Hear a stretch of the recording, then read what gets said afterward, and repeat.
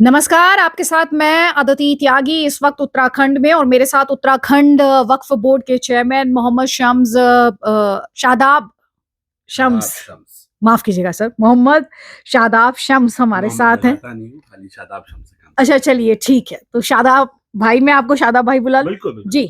तो शादाब भाई, वक्फ बोर्ड में बहुत सियासत हो रही है, बहुत बात हो रही है, सरकार पर यह आरोप लग रहा है कि सरकार जबरदस्ती मुसलमानों के अधिकारों का हनन कर रही है। आप खुद इस बॉडी को लीड कर रहे हैं उत्तराखंड में। वक्फ में जो अमेंडमेंट की बात, वक्फ एक्ट में जो अमेंडमेंट की बात है, सबसे पहले तो मैं ये जानना चाहती हूँ, एक मुस्लिम होने के साथ साथ आप वक्फ बोर्ड के चेयरमैन भी हैं और वक्फ बोर्ड को कई मुसलमान क्वेश्चन कर रहे हैं। आप सबसे पहले इन तीनों बातों पर एक इनिशियल कमेंट मुझे अगर दें तो। बात निकलेगी तो फिर दूर तलक जाएगी। लोग बेवजह उदासी का सबब पूछेंगे और ये भी पूछेंगे कि तुम इतने परेशान क्यों हो। तो सवाल ये उठता है कि आखिर ऑपोजिशन इतना परेशान क्यों है। देश की आजादी से अब तक लगातार वक्त में अमेंडमेंट हुए, तब तो कभी हाय हुल्ला नहीं मची। लेकिन आज ऐसा हो रहा है कि आपा पीटा हुआ है, मातम चल रहे हैं, मस्जिदों से ऐलान कराए जा रहे हैं कि इसके खिलाफ आप लिखिए और लिख लिख के जेपीसी को भेजिए। आखिर ऐसी मस्जिदों से ऐलान हो रहा है? यस, ये आखिर इसकी जरूरत क्यों पड़ी? इसका मतलब कुछ गड़बड़ियां हैं। एक बात समझ में आती है कि चलिए, आप मुसलमानों को डरा रहे हैं, डर का एक खेल चल रहा है, आप लगातार ये कम्युनिटी में संदेश देने की कोशिश कर रहे हैं कि मुसलमानों से उनकी मस्जिदें छीन ली जाएंगी, उनकी इबादत गाहें छीन ली जाएंगी।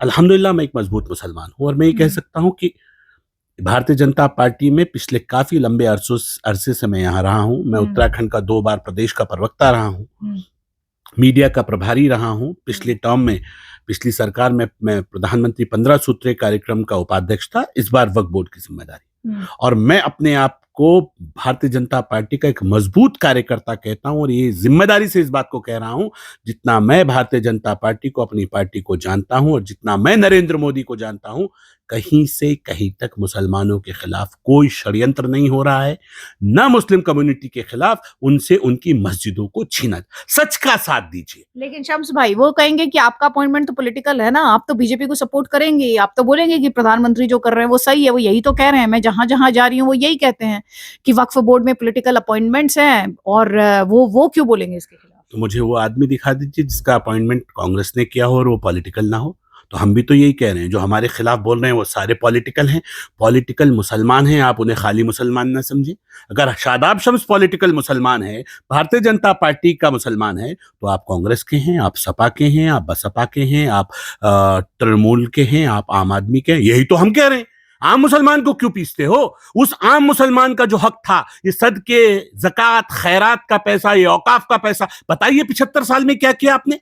कहां बनाई आपने यूनिवर्सिटी? कहां बनाई आपने बेटियों के लिए अच्छे कॉलेजेस? आज आप कह रहे हिजाब लगाएंगी। कोई हिजाब लगाने लायक कॉलेज बनाया क्या?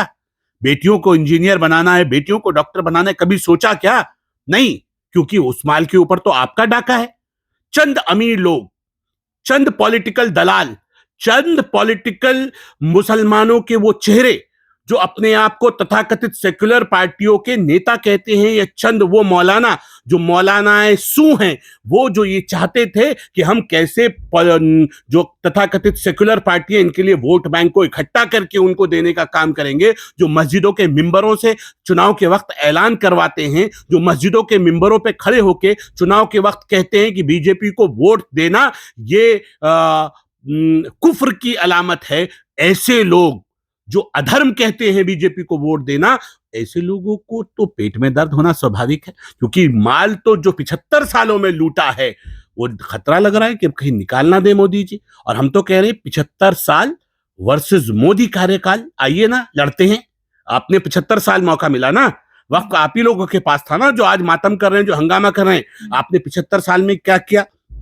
कहीं आपने बेसहाराओं को सहारा देने के लिए शेल्टर होम्स खोले? नहीं। कहीं आपने अच्छे हॉस्पिटल्स बनाए वक्फ की जमीन पे? नहीं। तो क्या किया वक्फ की जमीन पे? किसी यतीम को आपका ये जो ब्रॉडकास्ट है, इसको दुनिया देखती है, जितना मैंने आपके बारे में सुना है।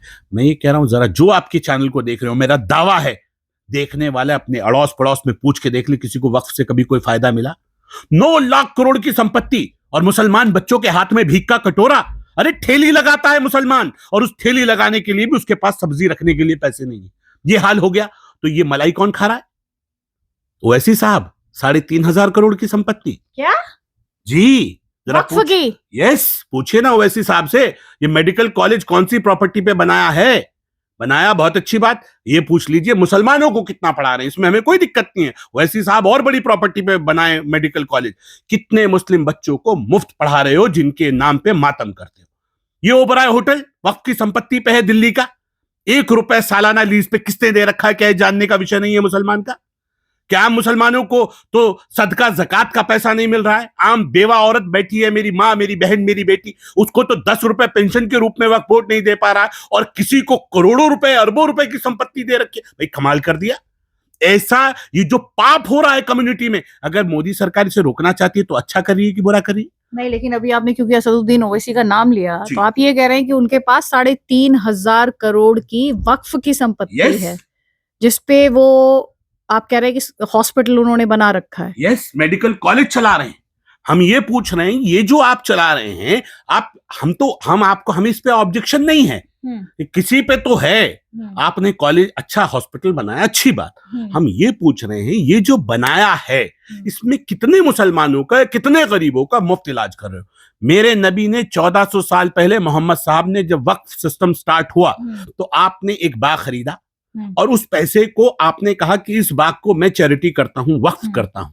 और करता हूं किसके लिए? जो यतीम हैं, जो मिस्कीन हैं, जो जरूरतमंद हैं, जो गरीब हैं, जो बेवाएं हैं, उनकी इसमें मदद की जाए। कहीं नहीं लिखा कि मुसलमानों की मदद की जाए, गरीबों की मदद की जाए, मजलूमों की मदद की जाए, जो जरूरतमंद है उनकी मदद की जाए। उसके लिए ज़कात है, उसके लिए खैरात है। लेकिन आज क्या किया? उसके ऊपर बैठा कौन है? उत्तराखंड के अंदर कांग्रेस के एक बहुत बड़े नेता संजय गांधी जी के साथी अकबर अहमद डंपी, 200 बीघा में रिसोर्ट बनाया हुआ है रामगढ़ नैनीताल में। अभी ये बताइए, इसलिए वक्फ था क्या? दूसरे सांसद सईदुज्जमा, मुजफ्फरनगर के सांसद कांग्रेस के रहे, कलियर के अंदर बंगला घेर के बैठे हैं। क्या है ये गरीबों के लिए है क्या? ये गरीब है क्या? ये माजूर है क्या? तो क्यों बैठे हो? गरीबों का हक ना मिले, और जो हक देगा उसके खिलाफ तो हम शाहीन बाग बना देंगे। हक कमाल है, शाहीन बाग बना दोगे। ये जो पॉलिटिकल मुसलमानों के भेष में ढोंग करते हुए आते हैं, कहीं घटना हो रही है, अरे कोर्ट ने कोई आदेश दे दिया, मान लीजिए एक संभल की घटना हुई, संभल में कोर्ट ने आदेश दिया कि सर्वे होना चाहिए, सर्वे के खिलाफ कोर्ट में जाएंगे ना हम। गलत सर्वे होगा तो उसके ऊपर न्यायालय है, वहां अन्याय होगा तो उसके ऊपर है। बच्चे आ गए सामने, उन बच्चों को, बेगुनाह बच्चों को गोली लग जाती है, और मॉब की लाइन में उनको लगता है कि भाई मैं ये कह रहा हूं, मैं तो पुलिस भी कहीं चूकती है, जो करने वाले हैं वो बच जाते हैं, मासूम मारे जाते हैं। मैं बड़ी जिम्मेदारी से इस बात को कह रहा हूं, जो बुलाते हैं, जो ये माहौल को खराब करने की नापाक कोशिश करते हैं, आज कह रहे हैं कि अगर वक्फ एक्ट पास हुआ तो देश जल जाएगा। देश जला तो हम तो मालूम है, आपके पास और कुछ बचा नहीं है अब देश जलाने के अलावा, और आपको लगता है कि आप देश जला के शायद सत्ता तक पहुंच जाएं।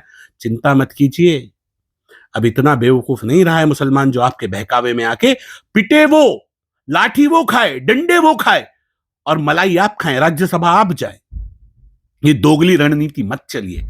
हम ये कह रहे हैं, इस देश में अगर कहीं आपको लग रहा है, भाई मैं तो इतना मानता हूं एज अ मुस्लिम, बड़ी ईमानदारी से, साफ दिल से मैं ये बात बोल रहा हूं, अगर कोई निर्णय हमने लिया, 75 साल आपके पास बोर्ड रहा, अब हमारे पास है, मोदी कार्यकाल में लाइन चलती है, हमारे कुछ निर्णय ऐसे हों जो मुसलमानों को अच्छे न लगे, मान लीजिए नहीं लगे, तो उसका तरीका क्या है? अगली कभी सरकार बदले, आप निर्णय दोबारा लोकतंत्र में बदले जाएंगे, देश जला देंगे, धरने दे देंगे, जान ले लेंगे। जाने मत, क्या करना चाहते हो? क्या विदेशी ताकतों का हाथ है पीछे?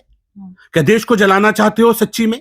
क्या देश के टुकड़े टुकड़े करने की साजिश कहीं से रची जा रही? ये अपने आप में सवालात हैं, और हम ये कह रहे हैं, अब देश कमजोर हाथों में नहीं है, अब गलती करेंगे तो सजा भी मिलेगी, सोचिएगा भी मत। और गरीब मासूमों के, गरीब मुसलमानों के कंधे पे बंदूक रखना ये बंद कर दीजिए। मैंने अक्सर देखा है कि जो बुलाते हैं, जो कॉल करते हैं, जो कॉल लेते हैं कि भाई आ जाइए, भीड़ इकट्ठा हो जाइए, जरूरत है, अब अपने आप तो कभी ना तो पुलिस की गिरफ्त में आते हैं, ना कभी वो किसी गोली का शिकार होते हैं। तो हम ये कह रहे हैं, आम मुसलमान को, अब ये आम मुसलमान सोच रहा है कि ये जो षड्यंत्र मेरे साथ हो रहा है, मुझे जो टूल की तरह इस्तेमाल किया जाता है, चुनाव में इस पार्टी को जीतने नहीं देना है, कभी इस पार्टी के खिलाफ धरने प्रदर्शन कर दो, जान दे दो, जान ले दो, इससे मुसलमान भी अब आजिज आ चुका है। वो अपने बच्चों के बेहतर भविष्य के बारे में सोचता है। और मोदी जी जो वक्फ अमेंडमेंट ला रहे हैं वो केवल इसलिए ला रहे हैं कि वो चाहते हैं कि देश विश्व गुरु बने, बदन का एक हिस्सा कमजोर रह जाएगा। अच्छा चलिए ठीक है, मोदी जी आपके हिसाब से बहुत अच्छा कर रहे हैं। मैं आपसे ये कह रही हूँ, मैंने एक रिपोर्ट पढ़ी थी, उस रिपोर्ट में ये था कि क्या आपने उत्तराखंड बोर्ड की तरफ से वक्फ को लेकर ये आपने प्रस्ताव दिया था, प्रपोजल दिया था कि उस पर पहला हक जो हमारे शहीद हैं, भारत के जो शहीद हैं, उन परिवारों का होना चाहिए? क्या ये दिया था आपने प्रपोजल? क्योंकि जेपीसी में हम गए थे और कुछ पत्रकार मित्रों ने इस तरह की बात लिखी थी, क्योंकि वो कॉन्फिडेंशियल लाइन है, उसके ऊपर तो मैं नहीं बता पाऊंगा, लेकिन मैं ये पूछ रहा हूं अगर कहीं से ये सुझाव आए कि पहला हक वक्फ की संपत्तियों पे, जो सैनिक मेरी सरहद पे शहीद होता है उसे भी उसका हक मिलना चाहिए, उसके परिवार को, तो क्या गलत है? मिलना, अगर बताइए कोई देता है, मान लीजिए ऐसा कहीं किसी ने कहा भी है, तो गलत है क्या?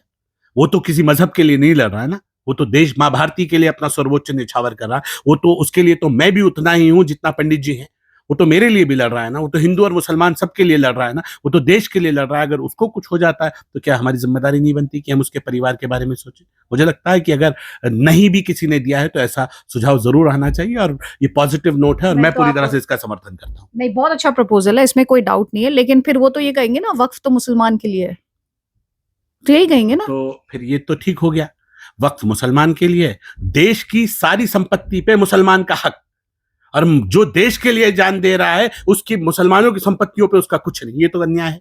मैं ये कह रहा हूं, कौन है देश? We the people of India, हम भारत के लोग, हम तो देश है ना।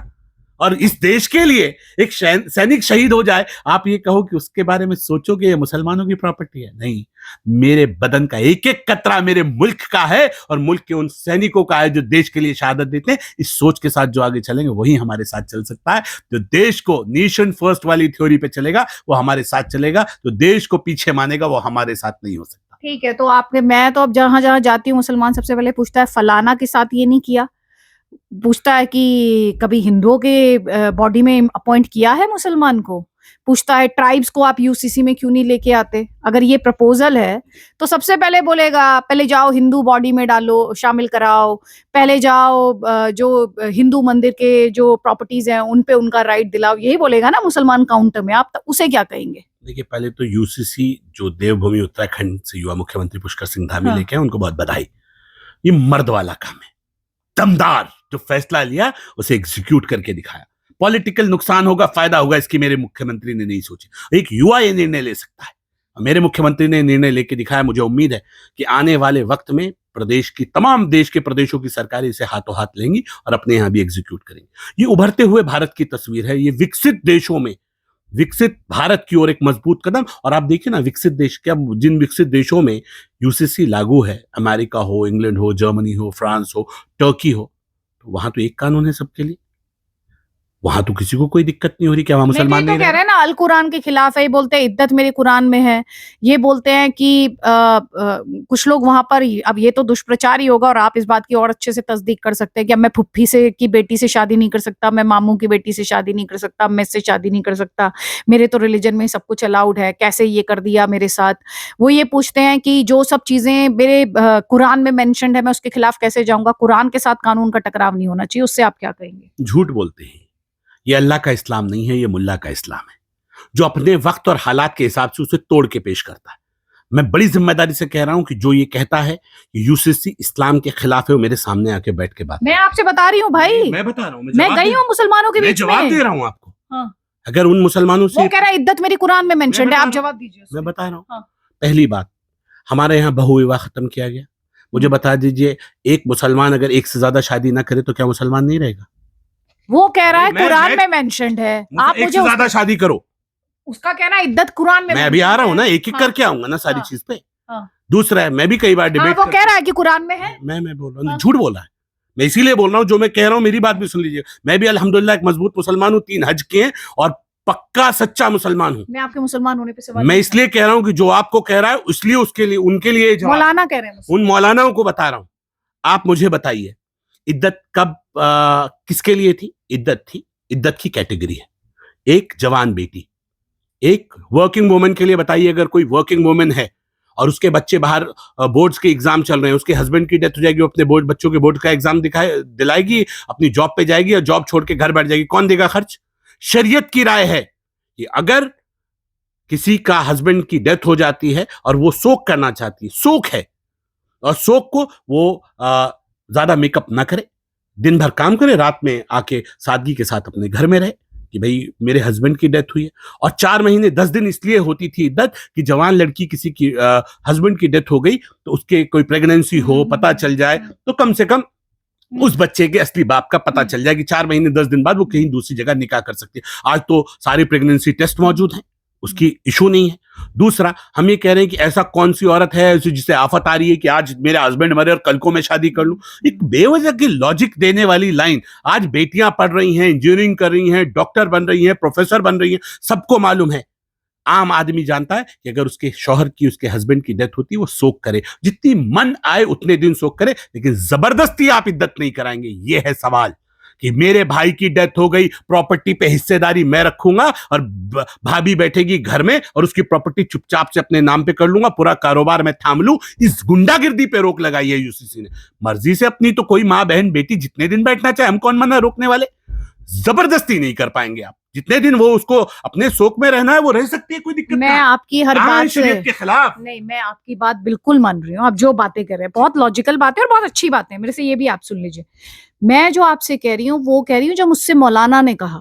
मौलाना कह रहे हैं कि यूसीसी के जो प्रावधान है वो हमारी शरीयत से क्लैश करते हैं, कुरान से क्लैश करते हैं ना। एक ये करता है कि बेटियों को जो हक है, बेटे की प्रॉपर्टी को, अगर मान लीजिए मेरा एक बेटा है एक बेटी है, तो बेटे को कि कुरान तो मुझे नहीं अलाउ करता। मैं वही बोल रहा हूँ, बेटे को जितना हिस्सा मिलेगा उसका आधा बेटी को मिलेगा। यानी कि बेटी को 33% मिलेगा, बेटे को 66% मिलेगा। ये 1400 साल पहले है। मेरे से एक शख्स ने, एक मौलाना ने पूछा, मैंने उनसे पूछा कि ये बता दीजिए मुझे कि ज़कात कितना % देते हैं मुसलमान। अब रमजान आ गया है, ज़कात कितना % देते हैं? 2%, 2.5%। तो अब 2.5%, सपोज कीजिए शादाब शम्स 5% देना चाहता है, तो शरीयत रोकती है क्या उससे? नहीं रोकती। शरीयत कहती है जितना देना चाहो गरीबों को उतना लुटाओ, तुम बाहिसियत हो तो। उसी तरह से 1400 साल पहले मेरे नबी ने फरमाया बेटियों को कम से कम बेटों का आधा तो मिले। आज मेरे नबी, मैं इतनी जिम्मेदारी से कह रहा हूं जितना इस्लाम मैं जानता हूं, आज मेरे नबी होते और ये कानून उनको पता चल जाता है कि हिंदुस्तान के उत्तराखंड में ये कानून लागू हुआ, तो कहते वाह मबरूक, सुभान अल्लाह, 51% बेटियों को दे दो। मेरे नबी ने तो बेटियों को देने के लिए अच्छा बता, कम मत दो, ज्यादा देने का हक है। बराबर का हिस्सा मिल रहा है, अच्छा हो रहा है कि बुरा? अगर ईमान की रोशनी में, हक की रोशनी में आप इस लाइन को देखेंगे तो आप कहेंगे इस्लाम पैरवी करता है कि बेटियों का हिस्सा बराबर होना चाहिए। बेटियों का हिस्सा और ज्यादा हो जाए कोई दिक्कत नहीं, लेकिन कम नहीं होना चाहिए, ये इस्लाम कहता है। कहीं वायलेशन नहीं है शरीयत का, सिर्फ झूठ, अपनी बात को ऊपर रखने के लिए झूठ बोलेंगे, आवाम को गुमराह करेंगे, ये नहीं चलेगा। ये उभरता हुआ भारत है और ये उभरते हुए भारत की तस्वीर है। अब ये मोदी का भारत है, न डरेगा न डराएगा, न लड़ेगा न लड़ाएगा, मोदी जी का श्रेष्ठ भारत बनाएगा। उस दिशा में हमें आगे बढ़ना है। हम पॉजिटिव नोट पे, हम भारतीय मुसलमान हैं और मैं ये कहता हूं, ना हम अरब हैं, ना हम मंगोल हैं, ना हम टर्क हैं। हम कौन हैं? हम मुगल नहीं हैं, हम भारतीय मुसलमान हैं, हिंदी मुसलमान। मुगलों से, आक्रांताओं से हमारा कोई लेना देना नहीं। हम यहां, हमने मजहब बदल दिया, हमारे बड़ों ने इबादत करने का तरीका बदल दिया। हम अशहदु अल्ला इलाहा इल्लल्लाह के मानने वाले हैं, लेकिन हमारे पूर्वज तो श्री राम और श्री कृष्ण हैं। हम अपने बड़ों को आदर देते हुए इस्लाम को माने, ये है भारतीय मुसलमान। ये नहीं चलेगा कि श्री राम को गाली दो और भारत में आके आप यहां कट्टरता फैलाओ, ये गंदगी नहीं चलेगी। ये भारतीय मुसलमान को बर्दाश्त नहीं होना चाहिए। वो ये कहे कि श्री राम को सम्मान दोगे, श्री कृष्ण को सम्मान देते हुए आप ला इलाहा इल्लल्लाह पढ़ के आप आगे बढ़ जाए। हम कब कह रहे हैं कि आप मेरे नबी को, मेरे सहाबाओं को कोई गलत कह दे? हम बिल्कुल बर्दाश्त नहीं करेंगे। तो हम ये कह रहे हैं, भारतीय जनता पार्टी किसी मजहब के खिलाफ नहीं, हम किसी के दीन के खिलाफ नहीं। हम ये कह रहे हैं, लेकिन देश को बनाने के लिए तो सबको एक साथ आना पड़ेगा। ठीक है। तो इसलिए एक साथ आना है और नेगेटिविटी से दूर रहना है। जो लोग ये झूठ फैला रहे हैं वो अपनी राजनीति का चोगा उन्होंने पहना हुआ और वो राज्यसभा और लोकसभा जाने के लिए ये झूठ का प्रोपेगेंडा कर रहे हैं, इसके अलावा कुछ नहीं है। मैं एक मजबूती से इस बात को कह रहा हूं, एक मजबूत मुसलमान शरीयत पे रहते हुए अपने मजहब को मानते हुए यूसीसी को फॉलो कर सकता है, कोई दिक्कत नहीं है। ठीक है, एक मिनट, क्योंकि मैं अगला अब उस पे वो करूंगी। अब आपको वो वाला करना है जो है ना, वो मैं आपसे पूछूंगी मदरसे को लेके, ठीक है?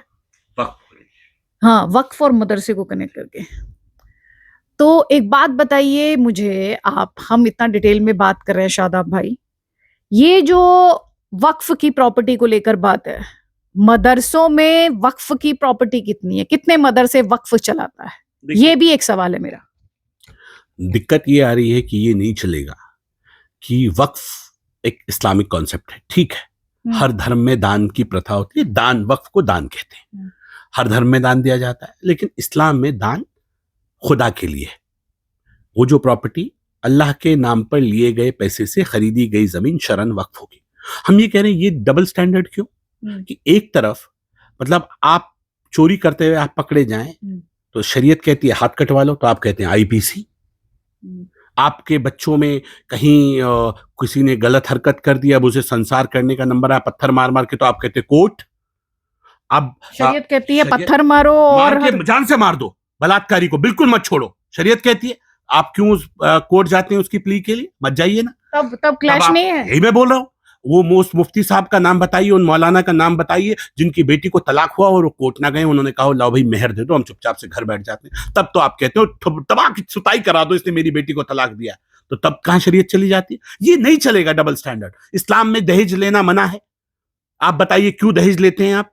कौन से मौलाना है जिन्होंने बिना दहेज के अपनी बेटी की शादी की, और जब बेटी को तलाक हुआ और उन्होंने महल लेके चुपचाप से घर में बैठ गए, भाई ये शरीयत यही कहती है महल लो और चुपचाप से बैठ जाओ। तो यहां अधूरा क्या कि जब मर्जी आती है तब आप कोर्ट जाएंगे, जब मर्जी आएगी आप कहेंगे हम शरीयत मानेंगे। उसी तरह से वक्फ की संपत्तियां हैं, वक्फ की संपत्ति क्या कहती है? वक्फ कहता है कि अल्लाह के नाम पर लिए गए पैसे से खरीदी गई जमीन शरन वक्फ होगी। अब ये मौलाना मेरी समझ में नहीं आ रहा है, उत्तराखंड के अंदर मदरसा बोर्ड में 422-23 मदरसे रजिस्टर्ड हैं, वक्फ बोर्ड के 117 मदरसे उसमें से हमारी प्रॉपर्टी है। हम ये पूछ रहे हैं ये 300 मदरसे किसके हैं? किसके हैं? प्राइवेट मौलानाओं के। ये मौलाना अगर अपनी प्रॉपर्टी को जो चंदे से इकट्ठी की है उसको वक्फ नहीं कर रहे हैं, ये आपकी प्राइवेट प्रॉपर्टी तो नहीं है, आपने तो चंदे से अर्जित की, और चंदे से अर्जित की गई वक्फ होनी चाहिए। तो आपने वक्फ क्यों नहीं किया? आप शरीयत क्यों नहीं मान रहे? मतलब जहां आपका फायदा है वहां आप शरीयत नहीं मानेंगे और बाकी दुनिया को शरीयत मनवाएंगे। ये कैसा डबल स्टैंडर्ड है? मैं तो आग्रह कर रहा हूं माननीय मुख्यमंत्री से और देश के प्रधानमंत्री से भी, सबसे पहले तो इन तमाम मदरसों की, तमाम मस्जिदों की जो भी प्राइवेट लाइन पे बनी हुई है, क्योंकि ये सारी वक्फ बाय यूजर कहलाती हैं, इन सारी संपत्तियों को वक्फ में दर्ज करो, एक भी मत छोड़ो। क्योंकि इनसे जो चंदा उगाही का खेल चल रहा है, वो जो अपने घर चला रहे हैं, इसके आड़ में मुसलमानों से पैसा ले रहे हैं, विदेशों से पैसा लेते हैं और दुकानें अपनी चला रहे हैं, मालदार खुद बन रहे हैं। भाई आपको सेवा करनी है तो वक्त के नाम पे प्रॉपर्टी करके करिए ना फ्री सेवा। हम देखें कितनी सेवा करने वाले हो। सिर्फ मदरसों पे मदरसे खोलते जाओ, अपनी दुकानें चलाते जाओ, ये गुंडागिर्दी नहीं चलेगी। प्राइवेट मदरसे चल रहे हैं। यस, और मैं ये कह रहा हूं ये वो हैं जो मदरसा बोर्ड में रजिस्टर्ड है, ऐसे भी हैं जो वहां रजिस्टर्ड है, यहाँ रजिस्टर्ड है। तो ये सारी प्रॉपर्टी के सरकार के अधीन नहीं आनी चाहिए। इन सारी संपत्तियों पे क्या वक्फ बोर्ड का अधिकार नहीं देना चाहिए सरकार को? फिर सरकार तय करे इन पे क्या करनी है, वक्फ बोर्ड तय करे कैसे चलेंगे ये मदरसे। और मदरसा एक सामान्य अरबी का शब्द है जिसका हिंदी अनुवाद विद्यालय होता है, इंग्लिश में स्कूल कहते हैं उसे। हमने तय किया है, देवभूमि उत्तराखंड में हमारा मॉडर्न मदरसा बनके तैयार है, अप्रैल में हम इनॉग्रेशन करने जा रहे हैं। हमने नाम रखा है doctor APJ Abdul Kalam modern मदरसा। और इस मदरसे के अंदर हम NCERT का सिलेबस पढ़ाएंगे अपने बच्चों को, और उसमें हम श्री राम को पढ़ाएंगे, हम श्री कृष्ण को पढ़ाएंगे, हम बाबा नानक देव को पढ़ाएंगे, हम भगवान बुद्ध को पढ़ाएंगे, मोहम्मद साहब को पढ़ाएंगे। सब कुछ पढ़ेंगे ना मेरे बच्चे। मेरे बच्चे हाफिज कुरान के साथ साथ डॉक्टर भी बनेंगे, इंजीनियर भी बनेंगे, फिलोसोफर भी बनेंगे। क्यों? मेरे बच्चों का अधिकार नहीं है क्या? केवल अरबी और उर्दू तक सीमित रखोगे मेरे बच्चों को? क्यों? उन्होंने क्या पाप किया भाई?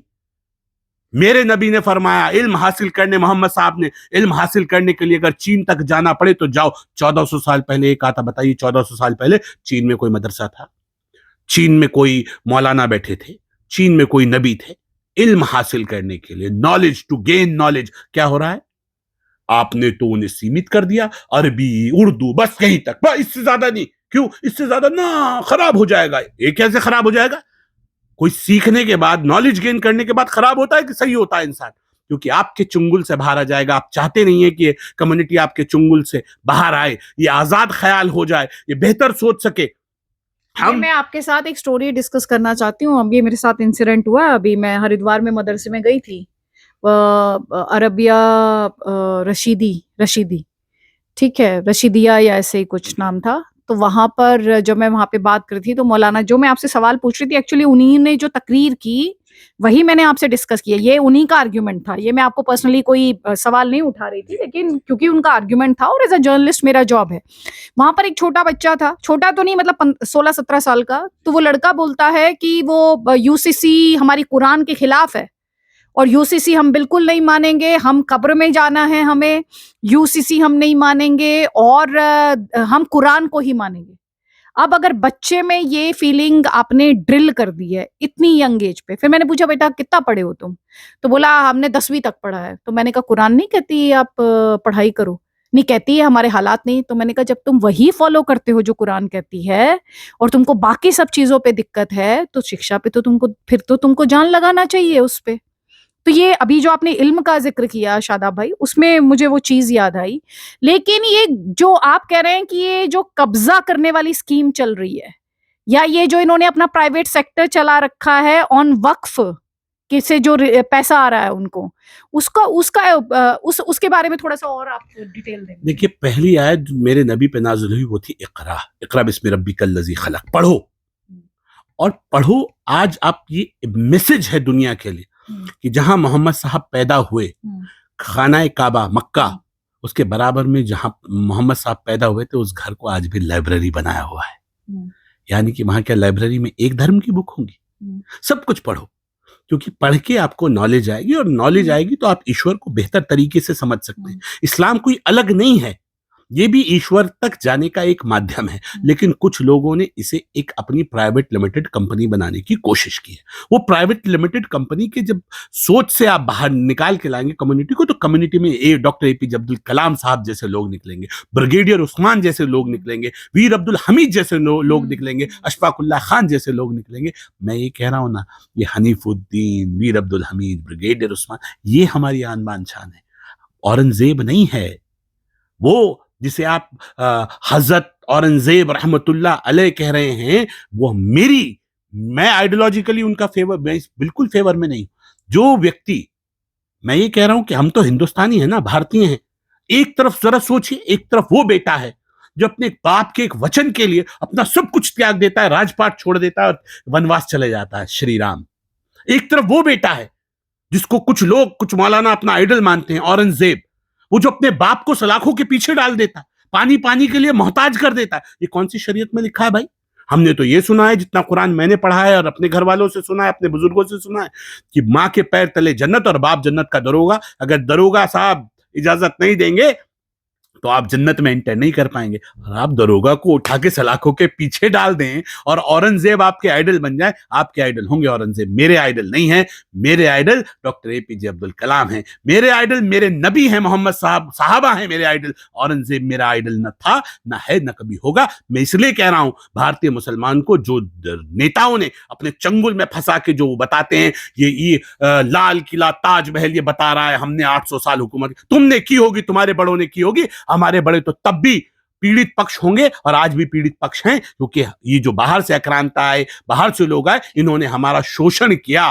तुम होंगे मुगल के वंशज, हम नहीं हैं। तुम होंगे असदुद्दीन ओवैसी होंगे, उनके बड़ों ने बनाई होगी लाल किला और ताजमहल, हमारे बड़ों ने नहीं बनाई। हम तो आम हिंदुस्तानी है जिसका उत्पीड़न हुआ। जब हंटर पड़ता होगा मुगलों का, तो बेचारा वो भी खेत में हल जोतने जाता होगा। और इसलिए मैं कहता हूं, हम भारतीय मुसलमान हैं, हम अपनी संस्कृति को सर्वोपरि रखते हैं। मैं ये मानता हूं, अंग्रेज को अगर अंग्रेजी पे नाज है, अपने वेस्टर्न कल्चर पे नाज है, अरब को अरबी पे और अपने कल्चर पे नाज है, मैं भारतीय मुसलमान हूं, मुझे भारतीयता पे नाज होना चाहिए। और एक अच्छा मुसलमान वो मुसलमान होगा जिसे अरब का मुसलमान भी फॉलो करे। क्योंकि आपको मालूम है, अरब के अंदर बेटियां ससुर की सेवा नहीं करती, बेटियां देवरों की सेवा नहीं करती, क्योंकि ससुर से इस्लाम में पर्दा है। ये मेरा भारत है, ये मेरी संस्कृति है। मुझे पूछ लीजिए मौलाना से, कौन से मौलाना है कि जिनके बेटे बेटियां अलग अलग रहते हैं, उनकी बहू आके उनकी खिदमत नहीं करती। ये अरब का कल्चर नहीं है, ये भारतीय संस्कृति है। जब इस्लाम भारत आता है तो मुकम्मल हो जाता है। अपनी संस्कृति पे गर्व करो, अपने रास्तों पे आगे बढ़ो, दुनिया आपका लोहा मानेगी। आप दूसरे रास्तों पे आगे बढ़ रहे हैं, मुझे लगता है ये आपके लिए चिंता का विषय है। आपको बहुत लंबा अरसा मिला, आपने चीजों को खराब किया। अब आम आदमी, आम मुसलमान आगे आ रहा है और पढ़ा लिखा समाज अब साथ आ रहा है। मुझे उम्मीद है हम मिलकर एक बहुत सुंदर भारत बनाएंगे और मुझे उम्मीद है हम उस दिशा में अब धीरे धीरे मोदी जी के नेतृत्व में आगे बढ़ने चले। धन्यवाद शादाब भाई, ये जो अभी आपने खूबसूरत भारत की बात की, बस इसी पॉजिटिव नोट पर आपसे ये बातचीत मैं क्लोज करूंगी। Thank you so much. आपने जो मैं अभी तक सुनती आ रही थी मदरसों में मौलानाओं से, मुफ्तियों से, आपने उसकी एक काउंटर लाइन पेश की है, उसके लिए बहुत बहुत धन्यवाद, आभार।